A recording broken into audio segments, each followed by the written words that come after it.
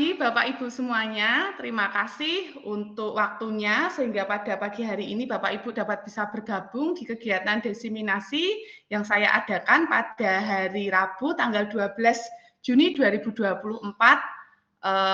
Kegiatan ini adalah salah satu dari tugas calon guru penggerak Angkatan 10 Kabupaten Semarang yang sedang saya jalani di modul 1.4, yaitu melaksanakan desiminasi budaya positif dari SD Negeri Bejalen. Saya akan share screen.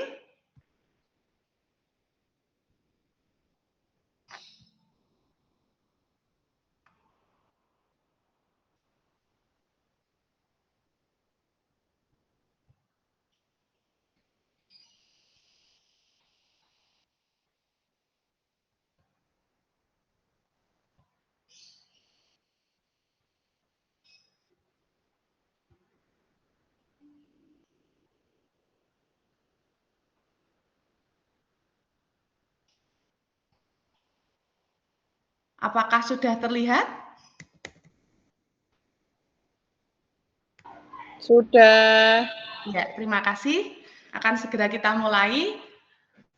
Penerapan budaya positif di sekolah dengan saya Marta Emerina, yaitu CGP Angkatan 10 Kabupaten Semarang. Di sini kita akan belajar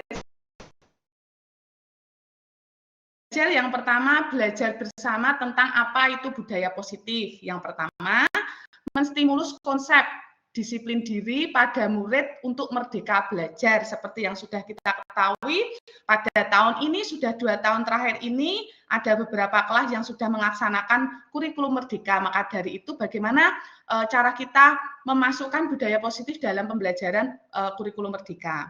Yang kedua, yaitu pemahaman konsep budaya dan lingkungan positif yang mendorong tumbuh kembang murid, di mana lingkungan belajar yang positif itu adalah lingkungan belajar yang sangat penting bagi setiap anak untuk berkembang sesuai bakat minat anak masing-masing. Selanjutnya, budaya positif. Apa sih itu budaya positif? Budaya positif itu merupakan perwujudan dari nilai-nilai atau keyakinan universal yang diterapkan di sekolah. Sebenarnya budaya positif ini sudah sering kita lakukan, hanya saja kita tidak tahu apa bahasanya. Nah, pada hari ini saya lakukan dengan anak-anak ini namanya budaya positif. Budaya positif ini diawali dengan perubahan paradigma tentang teori kontrol. Selama ini kita merasa berkewajiban mengontrol perilaku murid agar berperilaku sesuai dengan harapan guru. Ternyata itu salah, Bapak Ibu guru. Kita menginginkan murid kita berperilaku sesuai apa yang kita inginkan. Padahal anak-anak itu juga memiliki kontrol sendiri. Dan kita tidak boleh mengontrol anak-anak sesuai keinginan kita. Nah ini, mengontrol anak-anak sesuai keinginan kita itu sama saja dengan memaksa. Ya, apakah boleh memaksa? Di sekolah kebanyakan anak-anak itu dipaksa agar terbiasa untuk disiplin. Bagi sebagian orang memaksa anak untuk disiplin adalah hal yang wajar karena disiplin itu harus dilakukan sejak dini. Tetapi apakah benar anak-anak itu harus dipaksa dulu untuk nantinya terbiasa disiplin? Atau jangan-jangan pemaksaan itu malah mengurungkan ruang tumbuh kembang anak. Nah, di sini nanti kita akan belajar apakah selama ini yang kita lakukan itu betul atau tidak. Apakah yang kita lakukan itu memaksa kehendak anak atau tidak? Nah, kita akan menyaksikan video Bapak Ibu tentang disiplin positif.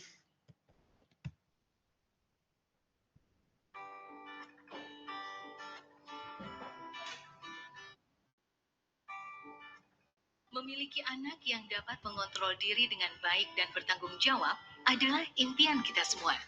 Disiplin positif adalah salah satu metode yang bisa dipakai untuk mewujudkannya.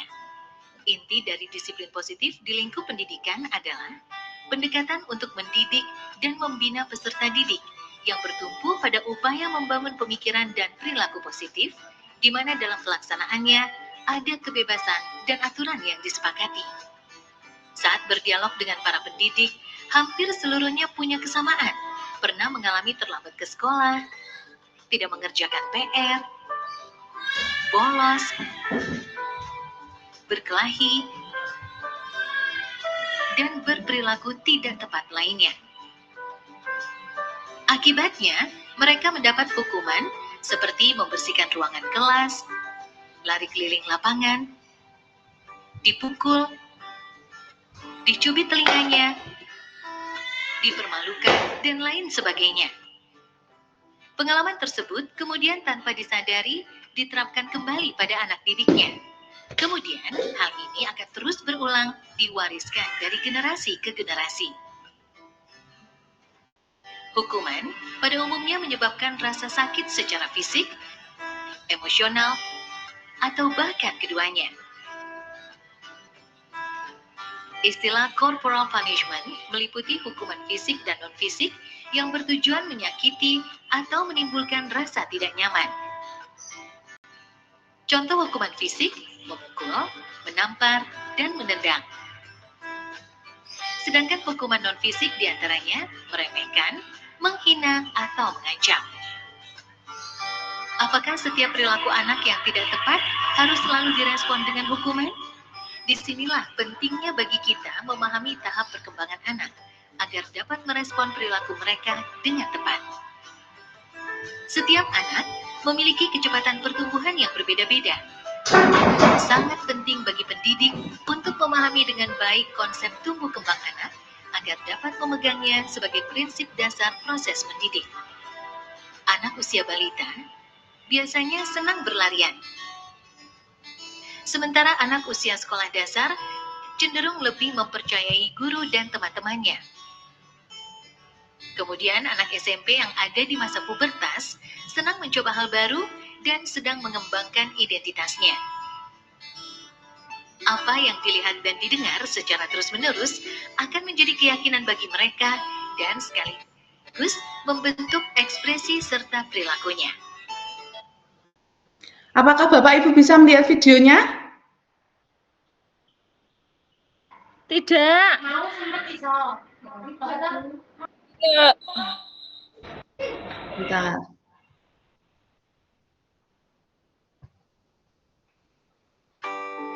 Kalau sekarang kelihatan? Belum.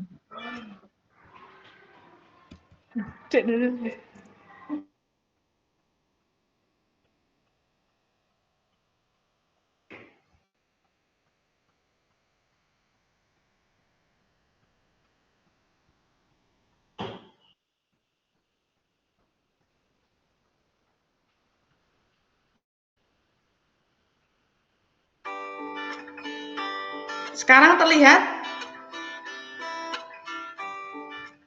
Memiliki anak yang dapat mengontrol diri dengan baik dan bertanggung jawab adalah impian kita semua. Disiplin positif adalah salah satu metode yang bisa dipakai untuk mewujudkannya. Inti dari disiplin positif di lingkup pendidikan adalah pendekatan untuk mendidik dan membina peserta didik yang bertumpu pada upaya membangun pemikiran dan perilaku positif, di mana dalam pelaksanaannya ada kebebasan dan aturan yang disepakati. Saat berdialog dengan para pendidik, hampir seluruhnya punya kesamaan. Pernah mengalami terlambat ke sekolah, tidak mengerjakan PR, bolos, berkelahi, dan berperilaku tidak tepat lainnya.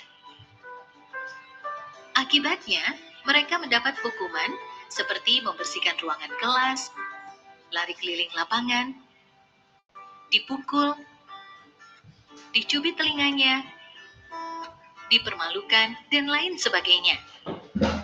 Pengalaman tersebut kemudian tanpa disadari diterapkan kembali pada anak didiknya.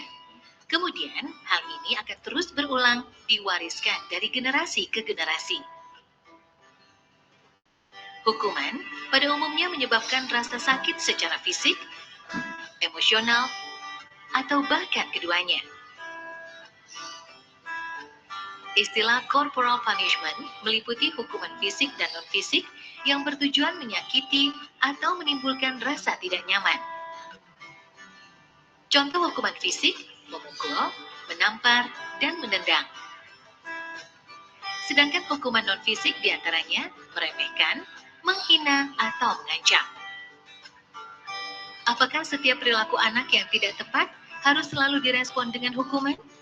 Disinilah pentingnya bagi kita memahami tahap perkembangan anak, agar dapat merespon perilaku mereka dengan tepat. Setiap anak memiliki kecepatan pertumbuhan yang berbeda-beda. Sangat penting bagi pendidik untuk memahami dengan baik konsep tumbuh kembang anak, agar dapat memegangnya sebagai prinsip dasar proses mendidik. Anak usia balita biasanya senang berlarian. Sementara anak usia sekolah dasar cenderung lebih mempercayai guru dan teman-temannya. Kemudian SMP yang ada di masa pubertas senang mencoba hal baru dan sedang mengembangkan identitasnya. Apa yang dilihat dan didengar secara terus-menerus akan menjadi keyakinan bagi mereka dan sekaligus membentuk ekspresi serta perilakunya. Lalu, bagaimana mengatasi konflik ketika perilaku anak tidak sesuai dengan harapan orang dewasa? Konsekuensi logis di dalam disiplin positiflah jawabannya. Konsekuensi logis adalah konsep paling dasar dalam logika. Dalam pendidikan, konsekuensi logis fokus pada solusi. Anak akan diajari mentaati aturan atas dasar kesadaran dan tanggung jawab. Anak juga mendapat penjelasan mengenai konsekuensi tindakan dan empati. Ada 2 syarat kondisi dan 4 prinsip dalam penerapan konsekuensi logis. 2 syarat kondisinya yaitu membangun koneksi sebelum mengoreksi perilaku dan selalu bertanya, bukan menasehati. Kemudian, 4 prinsipnya adalah 1. Beralasan. 2. Berkaitan. 3. Menghargai. 4. Membantu. Dengan arahan konsekuensi logis ini, pendidik tetap harus secara konsisten memberi dukungan yang positif kepada peserta didik. Merasakan pujian dan cinta dari orang lain seperti guru, orang tua, dan teman-teman membuat anak terdorong untuk berperilaku baik dan positif. Kalimat seperti, "Saya telah melihat kerja kerasmu. Saya percaya bahwa kamu dapat melakukan yang lebih baik ke depannya." Semangat seperti itu tentu akan sangat berarti bagi mereka. Beberapa hal yang perlu diperhatikan saat memberikan dorongan positif diantaranya, mata dan nada suara kita sangat penting dalam menyampaikan pesan. Hindari membandingkan anak. Fokuslah pada kekuatan dan perilaku positif mereka. Dan ajaklah anak untuk melihat kesalahan sebagai salah satu proses belajar. Beberapa prinsip dasar dapat digunakan dalam pelaksanaan disiplin positif sehari-hari. Di antaranya yaitu, pastikan kita selalu mendengarkan sebelum memberikan pendapat atau keputusan. Bedakan antara perilaku dengan kepribadian anak. Kembangkan rasa saling menghargai. Jangan sungkan memberikan dorongan atau pujian. Dan pastinya, gunakan konsekuensi logis dalam mengatasi perilaku anak. Semua upaya yang kita lakukan bertujuan untuk membuat lingkungan berkembang dan belajar yang inklusif, aman, dan nyaman bagi anak. Situasi kondusif diharapkan dapat mendorong mereka mencapai prestasi yang setinggi-tingginya. Pendekatan disiplin positif sejauh ini telah menjadi metode yang mendukung agar anak dapat bertumbuh sesuai dengan potensinya dan membuat mereka dengan penuh kesadaran mengerti makna tanggung jawab atas pilihannya.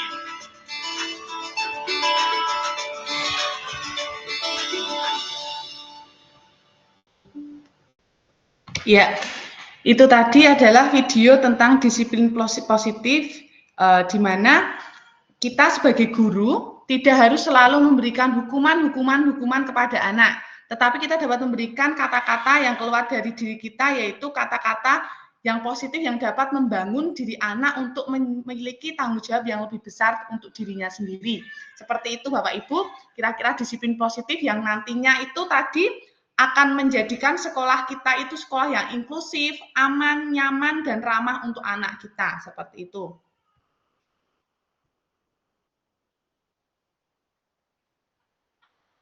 Selanjutnya,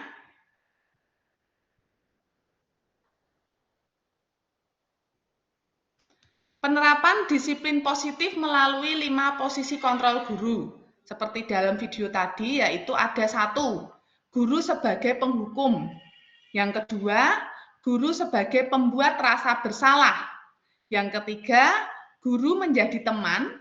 Yang keempat, guru menjadi pemantau, atau yang kelima, guru menjadi manajer. Nah, apakah kita sebagai guru sudah menjadi teman bagi murid-murid kita, atau mungkin malah kita sebagai guru menjadi orang yang membuat anak-anak kita selalu merasa bersalah?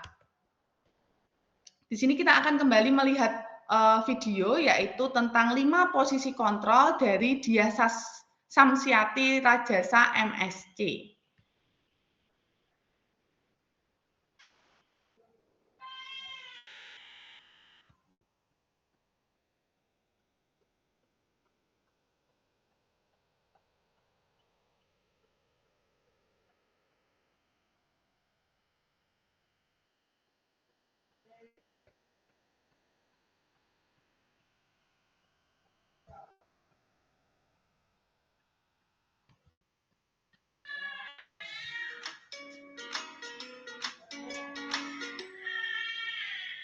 Salam bahagia Ibu dan Bapak guru hebat.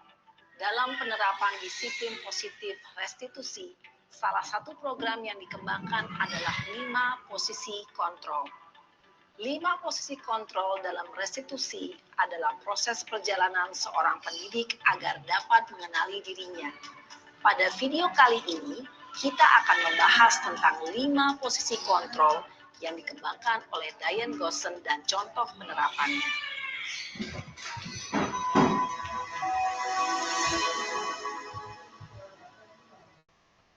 5 posisi kontrol itu adalah 1. Posisi penghukum. 2. Posisi pembuat merasa bersalah. 3. Posisi teman. 4. Posisi pemantau atau monitor. Dan 5. Posisi manajer. Untuk lebih memahami kelima posisi tersebut, mari kita saksikan kasus Naren yang terlambat hadir 20 menit di sekolah dan melihat bagaimana kelima posisi kontrol dalam menghadapi masalah tersebut.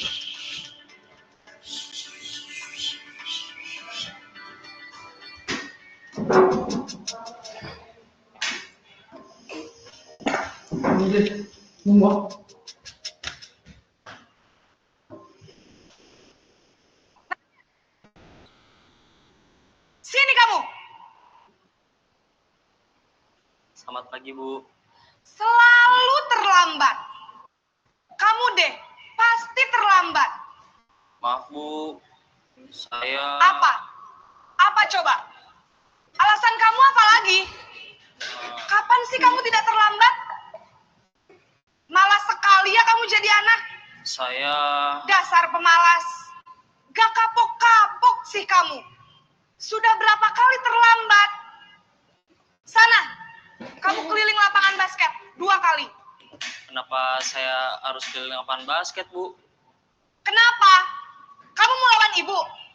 Berani-beraninya jawab. Sudah terlambat, masih berani jawab pula. Sekarang, keliling lapangan basket 5 kali sekalian. Biar kapok. Pergi sana ke lapangan basket. Posisi penghukum biasanya berbicara dengan nada tinggi, menghardik, menunjuk-nunjuk, menyakiti, dan menyindir. Hukuman bisa berupa fisik maupun psikis. Ibu dan Bapak guru hebat, dampak yang terjadi pada murid ketika guru berada pada posisi penghukum adalah murid cenderung akan memberontak, bahkan menyimpan dendam.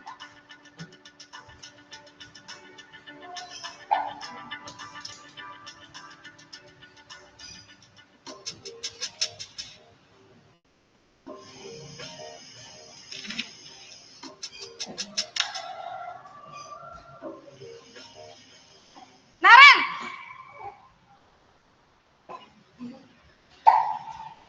Selamat pagi, Bu. Naren! kenapa?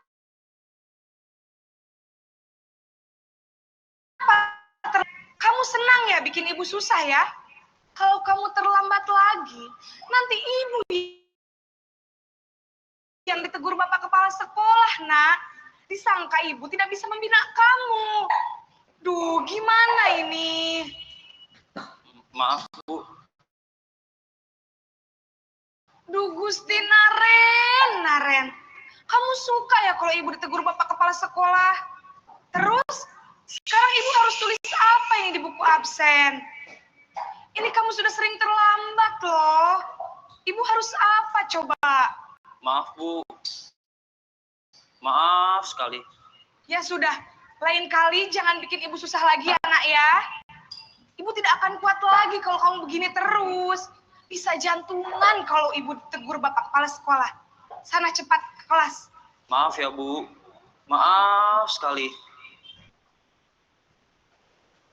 Posisi pembuat rasa bersalah berbicara dengan nada tenang, cenderung lembut. Namun kata-kata yang diutarakan membuat murid merasa menjadi orang yang gagal. Memandang buruk dirinya sendiri, merasa tidak berharga, dan tidak sanggup membahagiakan orang lain. Ketika guru mengambil posisi pembuat rasa bersalah, murid akan menganggap dirinya yang bersalah dan ia akan menyimpan emosi negatif tersebut di dalam dirinya.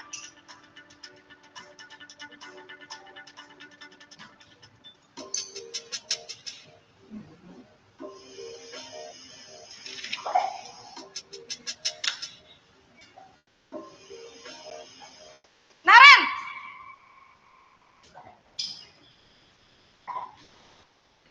Selamat pagi, Bu. Wah, sudah jam berapa ini, nak? Terlambat lagi ya, sayang. Iya, Bu. Habis ibu saya lupa bangunkan saya, Bu. Kamu malah menyalahkan ibu kamu. Kamu bukannya anak yang larinya paling kencang. Kok terlambat sih? Iya, Bu. Saya memang terlambat bangun tadi.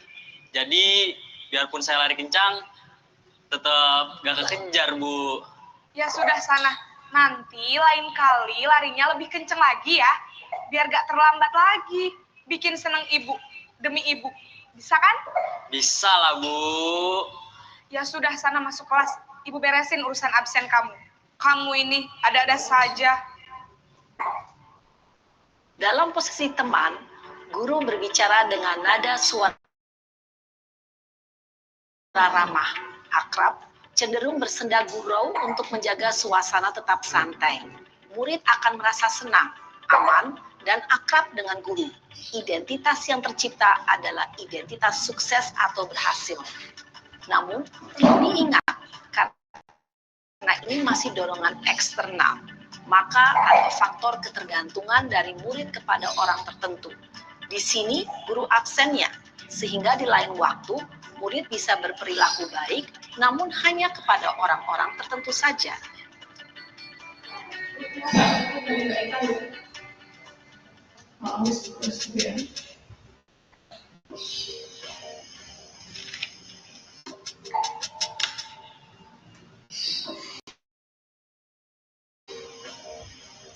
Naren! Selamat pagi, Bu. Naren, apa peraturan sekolah kita tentang jam berapa kita harus masuk sekolah, nak? Kita harus di sekolah jam 7, Bu. Iya, betul. Sekarang sudah jam 7.20. Naren sudah tahu konsekuensinya jika terlambat hadir. Paham, Bu. Saya harus tinggal kelas pas jam istirahat selama 20 menit. Iya, benar. Konsekuensinya demikian. Jadi nanti jam 9.30, pas istirahat, kamu harus tinggal di kelas, kerjakan tugas tambahan untuk ketertinggalan kamu. Ya? Baik, Bu. Posisi pemantau mengandalkan penghitungan atau data untuk mengontrol murid. Guru mengarahkan murid berdasarkan peraturan dan konsekuensi. Seorang pemantau menunjukkan bahasa tubuh dan ekspresi wajah yang datar dan cenderung formal.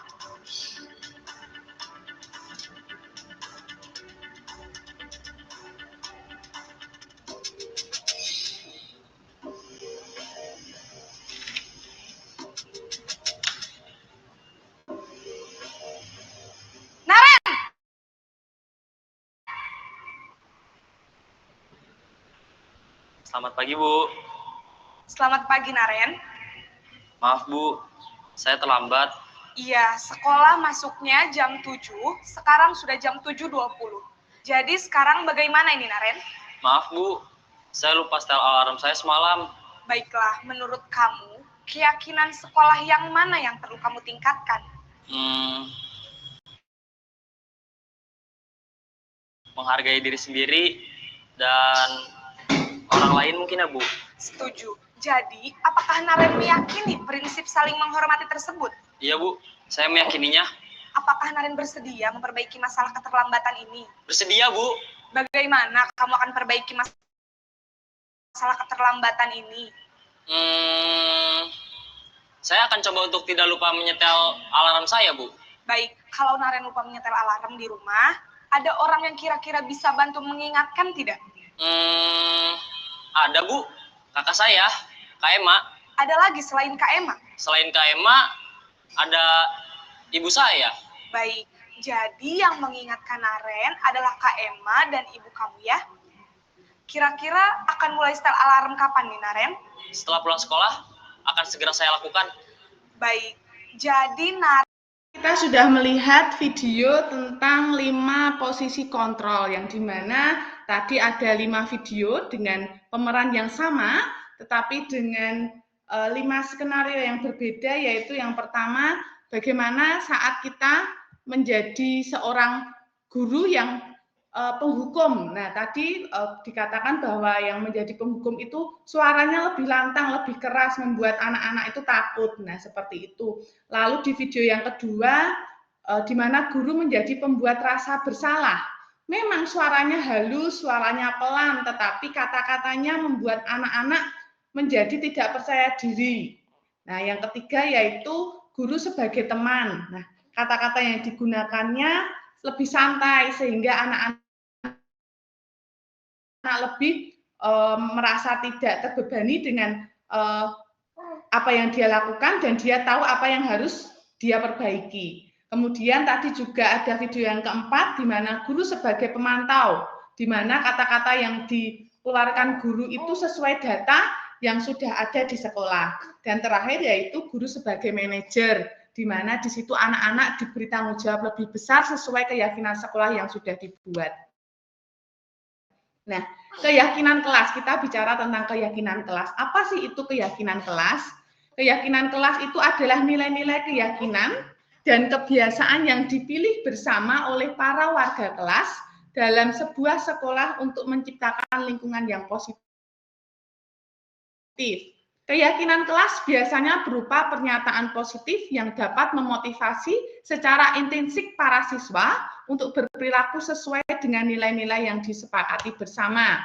Biasanya pembentukan keyakinan kelas ini melibatkan partisipasi seluruh warga kelas dalam merumuskan dan meninjau kembali keyakinan tersebut dari waktu ke waktu. Nah, di dalam keyakinan kelas, di sini kita juga akan ada yang namanya prinsip restitusi. Apa itu restitusi? Restitusi itu adalah proses di mana murid yang melakukan kesalahan diberikan kesempatan untuk memperbaiki kesalahannya dan memulihkan dampak negatif dari tindakannya. Jadi kita membuat anak-anak itu kalau yang bersalah itu kita perbaiki biar dia bisa memperbaiki kesalahan dan memulihkan dampak negatif menjadi dampak positif dari hasil tindakannya. Lalu prinsip restitusinya apa saja? Yang pertama, fokus pada perbaikan bukan hukuman. Karena seperti yang kita lihat tadi bahwa hukuman itu akan diingat selalu pada anak-anak dan membuat mereka tidak menjadi berkembang. Yang kedua, berbasis pada empati. Kita menjadi guru harus memiliki empati yang tinggi untuk murid-murid kita. Dan yang ketiga yaitu kolaboratif. Untuk menyelesaikan suatu permasalahan di sekolah, kita tidak bisa berdiri sendiri, tetapi kita memiliki teman sejawat, kita memiliki orang tua, dan kita juga memiliki kepala sekolah yang bisa saling berkolaborasi untuk menyelesaikan permasalahan tersebut. Nah, di sini kita juga akan kembali melihat video tentang penerapan segitiga restitusi.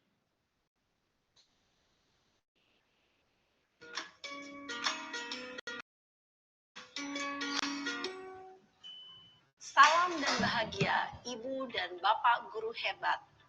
Pada video kali ini kita akan membahas tentang salah satu program disiplin positif yang diterapkan di lingkungan sekolah yang dikenal dengan nama restitusi.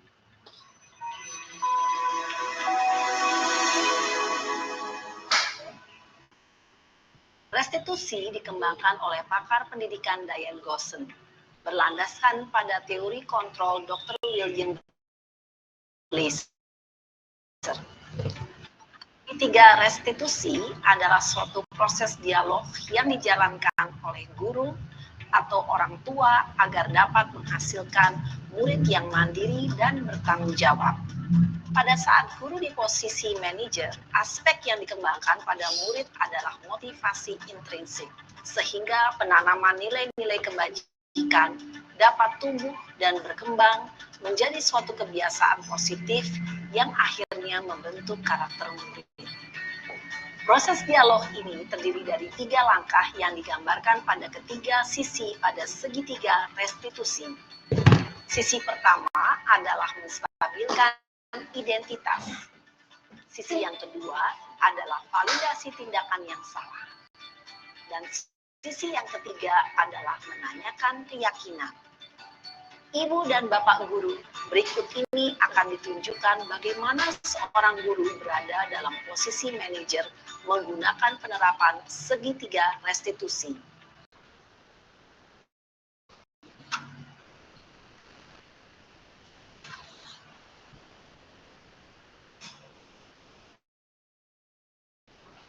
Siang, Sarah. Siang, Pak. Sudah lama nggak ketemu Sarah. Kenapa hari ini ada di sini? Kesel, Pak. Kesel banget. Masa aku dikatain tukang fitnah, Pak? Ya aku marah lah. Aku balik ngatain Eka di depan kelas. Kesel banget. Oh, begitu.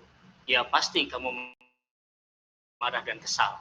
Bapak juga akan marah apabila ada yang menuduh Bapak seperti itu. Kemudian, pada saat itu, kamu mau melakukan apa? Ya saya langsung ngatain Eka lah, Pak. Kesel banget. Saya bentak-bentak dia depan teman-teman lain. Oh, begitu. Pasti kamu melakukan seperti itu karena suatu alasan tertentu, bukan? Iyalah, masa saya diam saja, Pak? Ya saya bela diri lah. Masa saya dituduh tukang fitnah? Ya, wajarlah. Mempertahankan harga diri itu sesuatu yang penting buat kamu. Untung kamu tidak bertindak lebih gegabah lagi. Hanya membentak-bentak. Iya, Pak. Untung saya masih bersabar dan hanya membentak saja. Sudah gemes padahal. Saya pasti bela diri lah. Ya, pasti ya. Tapi kamu memilih untuk tetap bertahan dan bersabar. Kamu memilih untuk tidak berbuat lebih parah lagi, bukan? Iya. Nah, sekarang coba kita lihat lagi. Tindakan kamu yang bentak-bentak Eka di kelas. Tindakan kamu itu kira-kira sesuai dengan keyakinan kelas atau prinsip kamu tidak? Enggak lah, Pak. Capek, Pak, jadi pemarah. Jadi, keyakinan atau prinsip mana yang kurang sesuai dengan keinginan kamu?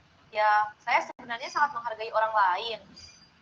Mungkin saat itu saya menjadi emosi, jadi tidak menunjukkan sikap itu.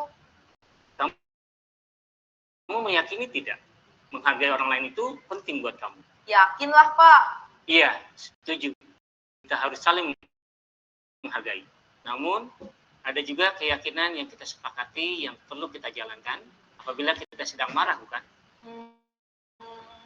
Ya, saya bisa lebih proaktif, mulai dengan diri sendiri. Saya bisa jadi lebih bersabar, mengambil waktu jeda untuk berpikir mau apa selanjutnya. Kira-kira kamu bersedia memperbaiki masalah ini tidak? Bersedia, Pak. Kalau kamu memperbaiki masalah ini, kamu akan menjadi orang seperti apa? Saya akan menjadi orang yang bertanggung jawab kali ya, Pak. Dan senantiasa proaktif. Iya. Menurut kamu, bagaimana rasanya menjadi orang seperti itu? Ya nyaman lah. Bangga bisa bersabar dan menahan diri. Baiklah kalau begitu. Yuk kita pikirkan bagaimana memperbaiki masalah ini.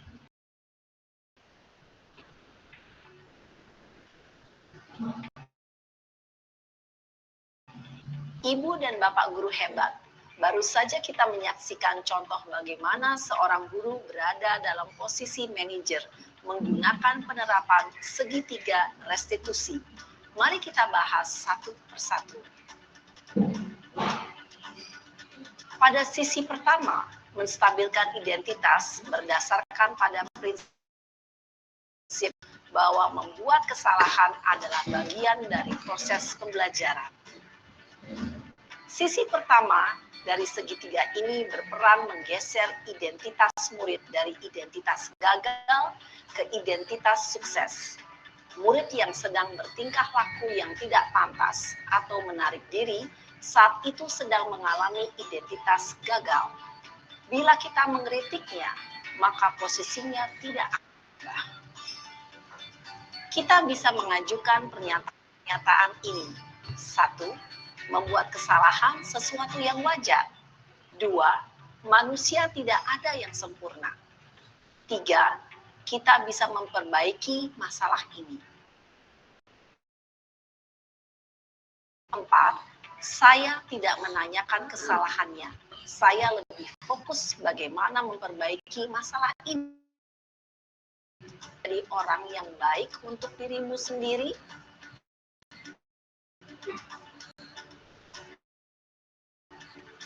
Pada sisi kedua, validasi tindakan yang salah berlandaskan pada prinsip bahwa setiap perilaku berupaya memenuhi suatu kebutuhan tertentu.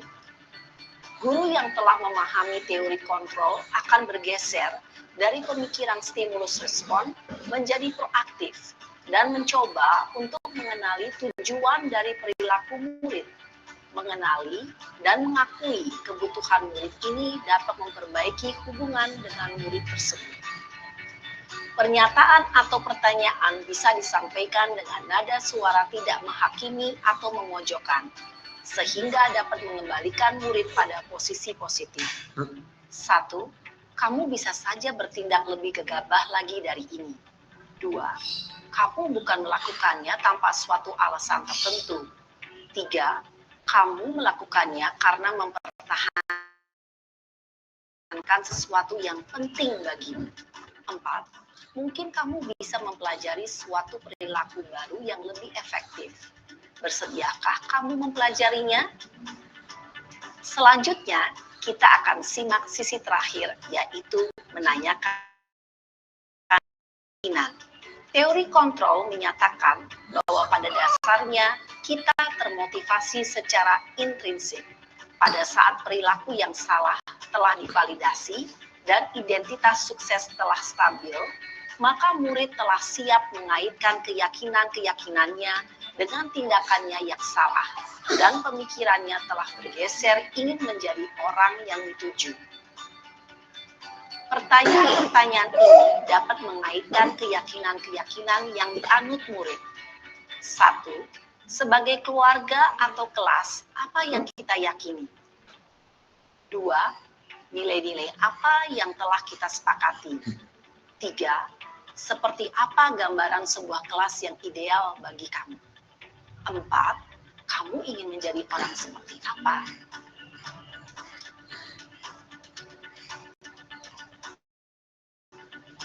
Dalam menerapkan segitiga restitusi, perlu diperhatikan beberapa hal, yaitu 1. Perilaku yang salah perlu dikaitkan dengan nilai-nilai atau keyakinan-keyakinan yang telah disepakati atau dituju. 2. Kesediaan orang yang melakukan kesalahan untuk memperbaiki masalah. 3. Pemecahan masalah sebisa mungkin relevan atau memiliki hubungan dengan masalah yang ada. 4. Usaha. Perlu adanya suatu usaha perbaikan dari pihak yang berbuat kesalahan. 5. Waktu. Perlu didedikasikan waktu dari pihak yang berbuat kesalahan. Tanyakan kapan akan mulai diberlakukan usaha untuk memperbaiki masalah. Dengan memahami struktur penerapan segitiga restitusi, diharapkan guru dapat menerapkan posisinya sebagai manajer dengan mengajukan pertanyaan-pertanyaan bermakna yang dapat membuat murid menjadi lebih percaya diri, bertanggung jawab, dan mandiri. Nah, Ibu Bapak Guru perlu tidaknya mengikuti ketiga tahapan dalam segitiga restitusi bergantung pada ringan beratnya suatu permasalahan. Misalnya, bila permasalahan tersebut ringan, maka tidak perlu dijalankan secara berurutan. Bahkan bisa semudah menanyakan apa keyakinannya dengan mengajukan pertanyaan-pertanyaan bermakna. Diharapkan murid menjadi lebih kuat secara pribadi, dapat membuka wawasan murid agar dapat menyelesaikan permasalahannya sendiri, semakin percaya diri, mandiri, dan merdeka. Salam dan bahagia, Ibu Bapak Guru hebat.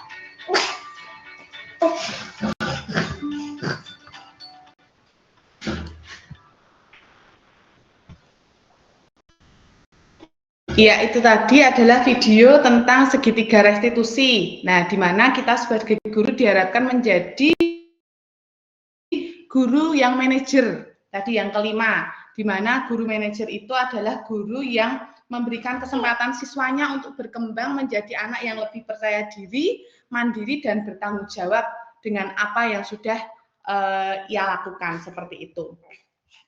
Kemudian,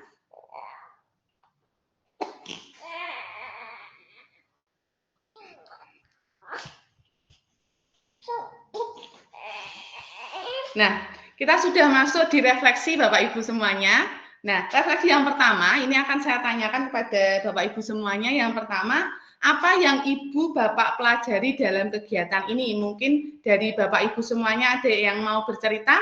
Apa sih yang Bapak Ibu pelajari hari ini? Silahkan. Siapa ya kira-kira ya?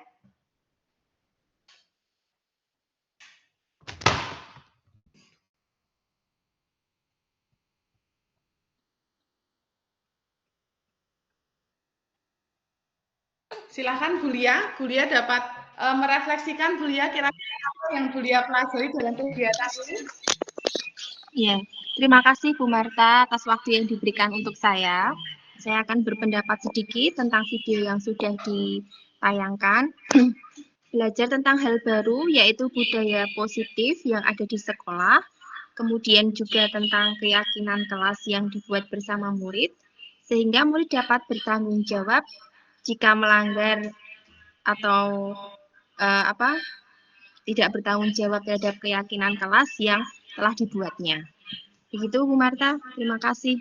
Oke, terima kasih Bu Lia untuk refleksinya hari ini. Terima kasih sekali Bu Lia sudah mengikuti diseminasi ini dengan baik sehingga dapat merefleksikan apa yang sudah Bu Lia dengar dan Bu Lia baca.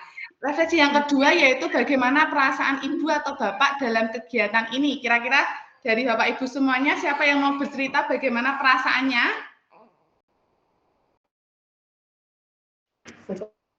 Oh iya, silakan. Iya, saya Bu Marta.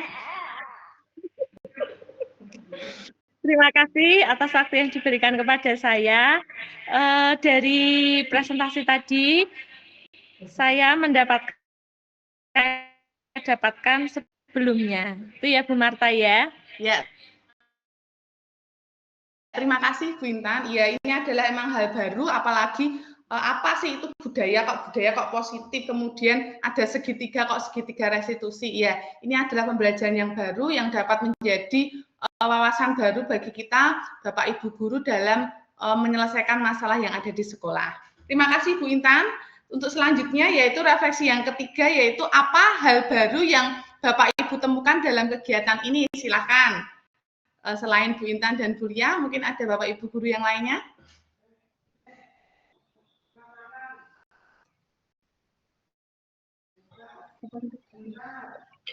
Oh iya, Bu Mio, silakan Bu Mio Tia. Terima kasih Bu Marta atas waktu yang diberikan kepada saya tentang hal segitiga restitusi terutama yang ternyata sangat penting diterapkan di sekolah untuk bisa menyelesaikan suatu permasalahan. Seperti itu Bu Marta, saya baru tahu itu. Ya.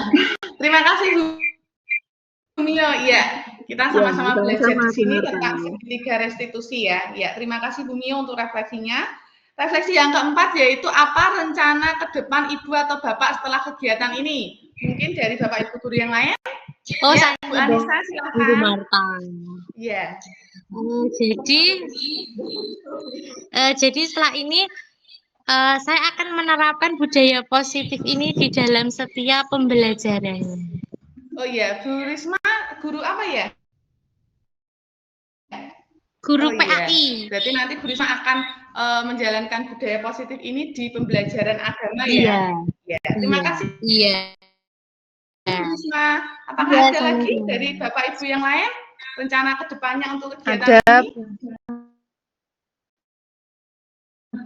Oh iya, silahkan Bu Dian. pembelajarannya itu akan lebih penting membuat keyakinan kelas sebelum pembelajaran dimulai agar tetap yakin. Ya, betul sekali agar pembelajaran berjalan sesuai dengan apa yang kita inginkan ya, serta anak-anak dapat bertanggung jawab jikalau nanti di dalam pembelajaran ada kesalahan yang mereka lakukan seperti itu. Ya, kita sudah berada di penghujung acara. Terima kasih Bapak Ibu semuanya yang sudah hadir dan sudah ikut dalam diseminasi secara daring ini. Kita akan foto dulu ya Bapak Ibu semuanya ya. Kita akan foto hitungan ketiga ya. Siap. Satu. Sudah siap? 1, 2, 3. Sekali lagi, literasi. Ya.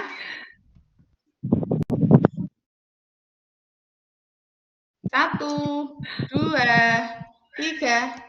Oke, terima kasih Bapak Ibu semuanya atas kehadirannya di siang hari ini. Kita bertemu di kegiatan selanjutnya. Selamat siang. Silahkan melanjutkan aktivitas Bapak Ibu semuanya. Selamat siang, Bu Marta. Selamat siang, Bu Marta. Selamat berbelanja di Indomaret.